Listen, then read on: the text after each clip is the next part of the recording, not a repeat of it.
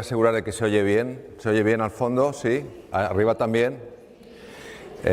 Bueno, buenas tardes a todos de nuevo. Gracias por la invitación.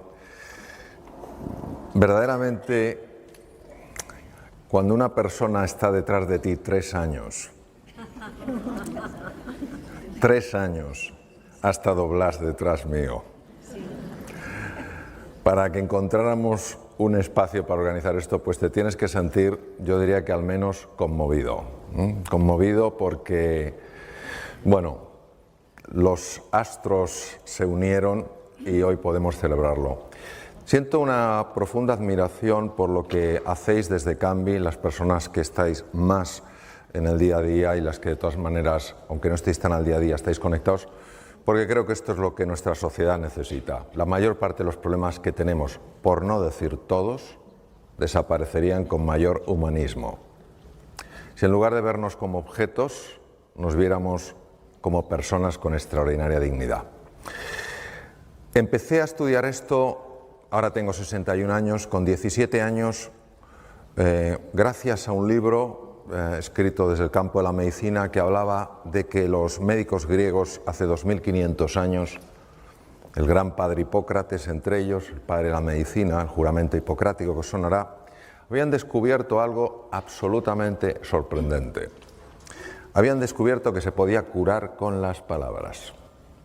Nosotros que entendemos que las palabras son, bueno, pues cosas para comunicarnos, nos cuesta muchas veces en nuestra ceguera mental darnos cuenta de que las palabras abren o cierran mundos. Los griegos hace 2500 años se dieron cuenta de eso. Se dieron cuenta que la conversación, la interacción entre los seres humanos abría espacios de curación física.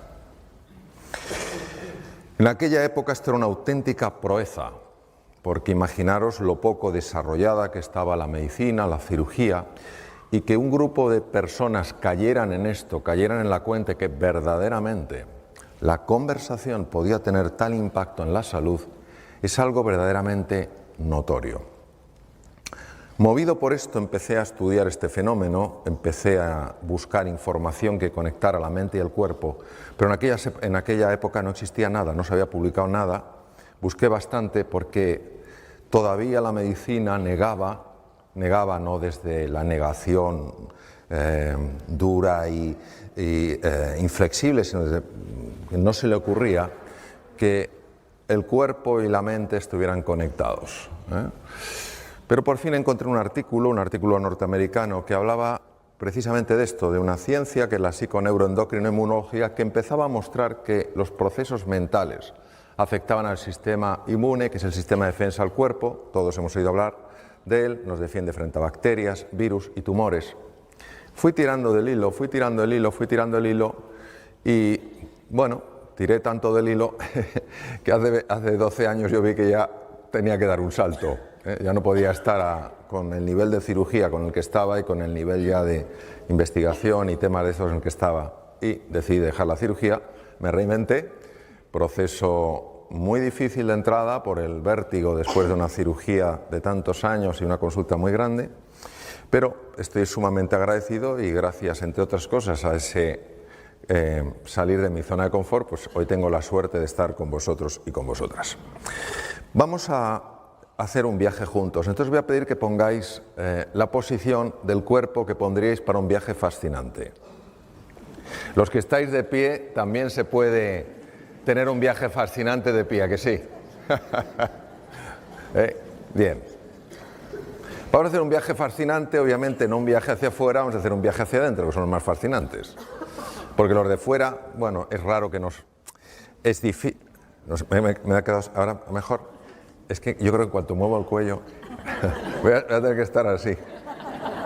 Bueno, los viajes fascinantes, una de las cosas que tienen es la capacidad de sorprendernos, y no hay nada que nos pueda sorprender más que el viaje interior, porque el viaje exterior muchas veces, oye, pues ves cosas y dices, qué bonito, qué edificio, te impresiona, pero yo creo que lo que te sobrecoge es el ser humano, lo que te sobrecoge es la naturaleza, lo que se te sobrecoge de repente es ese atardecer que yo veía desde el aeropuerto de Alicante, ¿no? Eso es lo que te sobrecoge. Bien, a ver, sí. Eso es. Esto es de lo que vamos a hablar, lo tenéis en el programa, vamos a hablar de la magia que hay al otro lado del espejo. Soy muy aficionado a la mitología, mi último libro es un libro sobre la mitología y el despertar humano, y el espejo es el espejo de Narciso. Narciso en la mitología griega era aparentemente un joven guapísimo, un joven absolutamente con todo lo que una persona puede tener de atractivo, pero era muy arrogante, era muy soberbio. Él se sabía muy guapo porque todas las doncellas suspiraban por él. Y un día entró en el bosque, pero claro, Narciso en aquella época no se usaban tanto espejos, o sea, el espejo de hoy en día pues tiene su origen hace muchos años, pero en aquella época la fábula tiene tanto poder porque no había espejos, es decir, Narciso por alguna razón nunca se había contemplado. Él estaba sorprendido de que tuviera tanto efecto en las mujeres. Un día entró en un bosque y había una ninfa que se llamaba Eco porque la diosa Hera, la mujer y hermana de Hércules, se había enfadado con Eco y le había dejado una voz de tal manera que todo era un eco. Si decía hola era hola, hola, hola, hola, hola, hola, hola. Y entonces Eco vio pasar a Narciso, que se metió en aquel bosque, inmediatamente se enamoró de él y salió con los brazos abiertos pues para encontrarse con él. Y Narciso directamente la despreció. Ella se retiró sollozando al bosque y él encontró algo que nunca había encontrado, encontró un pequeño estanque y al asomarse en el estanque se vio reflejado. Se enamoró tanto de sí mismo que quiso atrapar la figura. Se lanzó al agua intentando atraparla y se ahogó. En ese estanque mítico, aparecía una flor, que era un narciso, que recordaba de alguna manera el paso de Narciso por allí. Pues todos somos de alguna manera Narciso, no porque algunos seamos especialmente guapos, que sabemos que no lo somos, pero sí porque todos a veces nos creemos que somos un poco más que el vecino. Un poco más listo, un poco más santo, un poco más sabio, un poco mejor formado. Y esta arrogancia, este no mirar más allá del espejo tiene enormes repercusiones. Lo que se perdía Narciso era una visión más amplia de la realidad. Cuando Narciso miraba y se veía reflejado, solo podía verse a sí mismo, estaba totalmente centrado en él y era incapaz de ver a nadie, ni siquiera a Eco. A Eco no es que la despreciara, a Eco es que la ignoraba. ¿Hay mayor desprecio que no hacer aprecio? ¿Hay mayor desprecio que ser un mueble? Que estés en un sitio, a lo mejor un sitio modesto y que nadie que pase te saluda. Nadie te desprecia, pero tampoco te muestran aprecio. Es muy interesante lo que la medicina ha ido observando, lo que se ha ido descubriendo en distintos campos sobre el impacto que tiene esto. Y por eso nosotros en nuestro viaje de aventura, en nuestro viaje de descubrimiento, vamos a ir más allá del espejo. Ir más allá del espejo no solo es profundizar, ir más allá de nuestra propia imagen, trascenderla, ir más allá, sino también ampliarla para poder ver a Eco y a tantos seres humanos que hay a nuestro alrededor. Esto que veis aquí es absolutamente incomprensible, pero es una de mis grandes pasiones. Tú ves esto y dices, esto es una cosa que no tiene sentido. Esto se llama el ojo mágico. Y si entrenas la mirada desde esta distancia, me cuesta más, si entrenas la mirada te darás cuenta de que toma 3 dimensiones, aparecen 4 planetas, un delfín en 3 dimensiones y una tortuga. Esto es así, se llama así. Mirad, lo podéis encontrar muchas figuras en montones hay libros y tal y cual, entonces tienes que adiestrar la mirada y llega un momento en que se hace 3 dimensiones y lo que no tenía sentido lo tiene todo. Vamos a ver cosas que para la mente no tienen sentido, pero que para la vida lo tienen todo. Es decir, hoy vamos a aprender a mirar de una manera especial para ver en 3 dimensiones. Aquello que vale la pena ver en 3 dimensiones. Porque cuando tú ves, yo me puedo quedar mucho tiempo mirando estas cosas, porque cuando ya tienes habilidad, que no es cuestión más que dedicarle tiempo, es que son figuras tan bonitas y dices, no es posible, o sea, estoy viendo 3 dimensiones y parecía que no había nada. Bien, vamos a hablar de los 2 elementos que en mi experiencia personal he visto que son los que nos ayudan a ir más allá del espejo, a ir más allá de nosotros mismos. Uno es el encuentro. ¿Qué es el encuentro? Lo veremos. Es hallarte con la otra persona. Es decir, dejas de ser el centro de un círculo y se crea una elipse que tiene 2 círculos, tú y yo. Como decía Martin Buber, eso es un nosotros. Vamos a ver el impacto del encuentro en muchas cosas, en el funcionamiento del cerebro humano y en la salud. Y vamos a ver el enorme impacto que tiene el silencio. Algo que para nosotros ha perdido como todo el valor. Esto es como el sueño. O sea, yo recuerdo hace muchos años en Madrid un cartel de una bebida que no comentaré que decía, ya dormirás bastante cuando te mueras. Dormir poco es sumamente dañino para la salud, sumamente dañino para la salud. El sueño no es una pérdida de tiempo, el sueño es un momento de reparación del organismo. Y hay muy pocas personas que realmente puedan dormir menos de 7 horas y estar bien. No digo que no las haya, hay muy pocas. Pues lo mismo pasa con el silencio y lo vamos a explorar juntos. ¿Cuál es el opuesto al encuentro? La rivalidad. No la competitividad, la rivalidad. ¿Entendéis la diferencia, no? La rivalidad tiene una connotación diferente a la competitividad. La rivalidad tiene un toque distinto. El otro es mi rival, es mi enemigo. Estoy enfrentado a él, estoy enfrentado a ella. Y el segundo es el ruido y las prisas. Los datos no se publican porque no es políticamente correcto a nivel mundial contarlos, pero si supierais cómo está escalando la ansiedad y la depresión. Hace no mucho me invitaron a un programa de televisión de una determinada comunidad autónoma y me dijo el periodista, doctor, quiero que se prepare para la primera pregunta que le voy a hacer, porque no es fácil de contestar. Cuénteme, ¿por qué en esta comunidad autónoma se consumen 7 millones de envases mensuales de ansiolíticos y antidepresivos, que es el mismo número de habitantes de la comunidad? Y dije, porque esto no es la comunidad suya, es el mundo entero. Las prisas y el ruido mental enferman. El silencio sana. Y vamos a ver por qué. Porque esto si lo dices, pues está muy bien, pero si lo soportas, desde la ciencia por lo menos le podemos dar otra pensadita. Vamos a hablar del encuentro. ¿Qué es el encuentro? El encuentro es cuando tú tienes una intención real de aproximarte a otro ser humano, tienes una voluntad de cooperación, no sabes en qué vas a cooperar, pero tienes una voluntad de cooperación, hay un deseo de comprender de verdad a la otra persona, hay una disposición a escuchar. Escuchar es bastante complicado porque la mente mete mucho ruido y entonces uno no escucha porque está pensando cómo responder y por eso es una cosa que hay que entrenar. Y generosidad en el contribuir. Generosidad en el dar.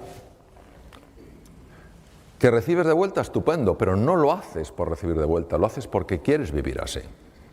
Nosotros vamos a través de ejemplos, a través de metáforas, a través de ciertas explicaciones, vamos a profundizar en eso que hace al encuentro tan saludable psicológica y biológicamente a la persona. No juzgar desde nuestro propio marco de referencia. Todos tenemos un marco de referencia, todos tenemos una experiencia a la vida, una manera de ver las cosas. Es inherente al vivir. Y tendemos a filtrar todo lo que llega de acuerdo a ese marco de referencia. Y os voy a poner un ejemplo contándoos una historia sobre la que luego trabajaremos para que entendamos un poco esto cómo opera.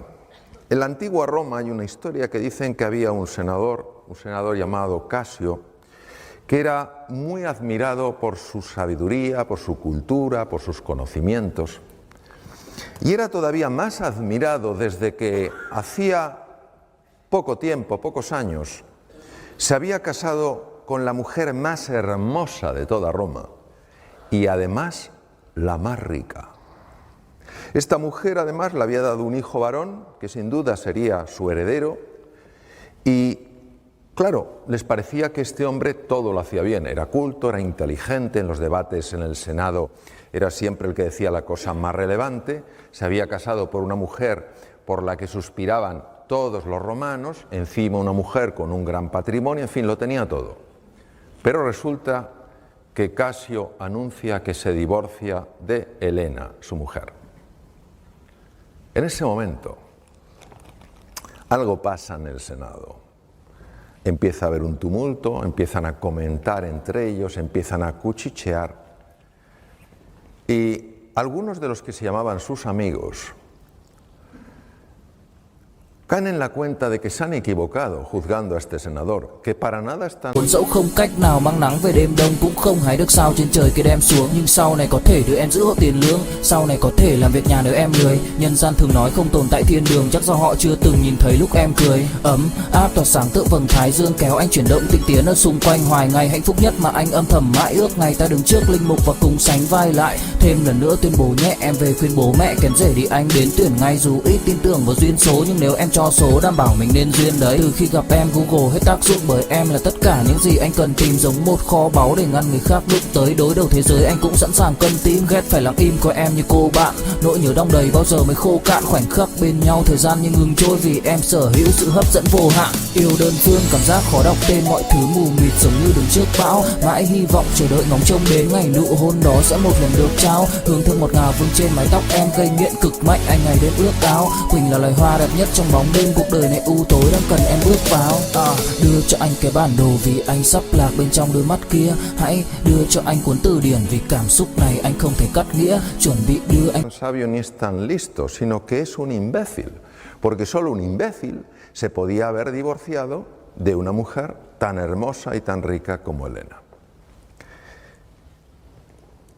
Un día, los tres amigos, supuestamente amigos, que más criticaban, a escondidas por supuesto, al senador, estaban hablando en una calle de Roma precisamente de eso, de nuevo, casi hasta disfrutando en su crítica a ese hombre al que habían tomado como tan inteligente y que había demostrado, por el contrario, ser tan torpe.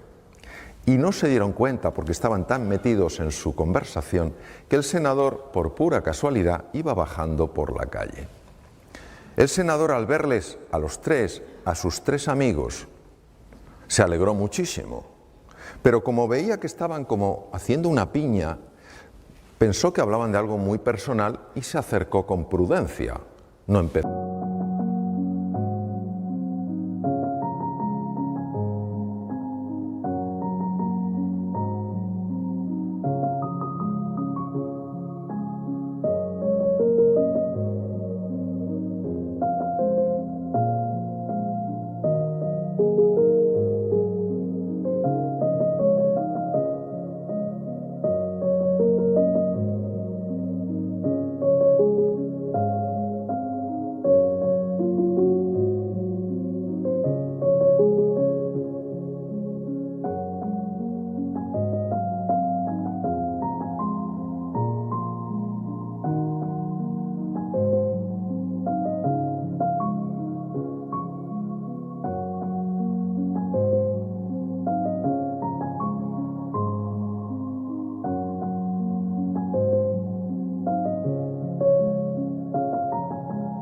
A gritarles, ¿qué tal estáis? Se acercó con prudencia, se acercó lo suficiente para escuchar con perfecta claridad cómo le criticaban. De repente, uno de los tres notó la presencia del senador. Senador, pero ¿por qué no nos has dicho que estabas aquí? En fin, tenías que habernos avisado. ¿De qué hablabais? El hombre sabía perfectamente que lo había oído todo. Por tanto, no podía disimular. Y dijo: senador, tienes que entendernos. En fin, no digo que sea correcto lo que hemos hecho, pero tienes que entendernos, hombre. Siempre te habíamos tomado por una persona muy sensata, muy sabia, y claro, no, comprende que nos ha descolocado que te hayas divorciado de Helena, una mujer por la que suspiraba toda Roma. El senador no contestó.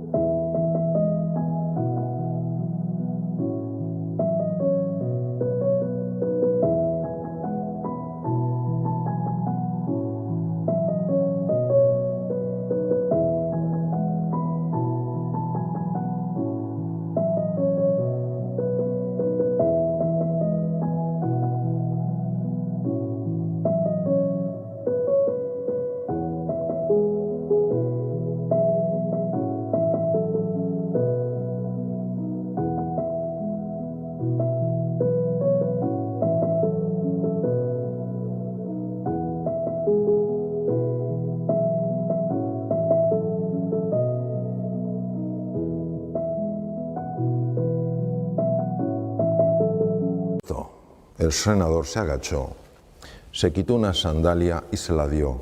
Dime qué te parece mi sandalia. El hombre cogió la sandalia. ¿Qué tiene que ver la sandalia, senador? Esto no tiene nada que ver con lo que hablamos.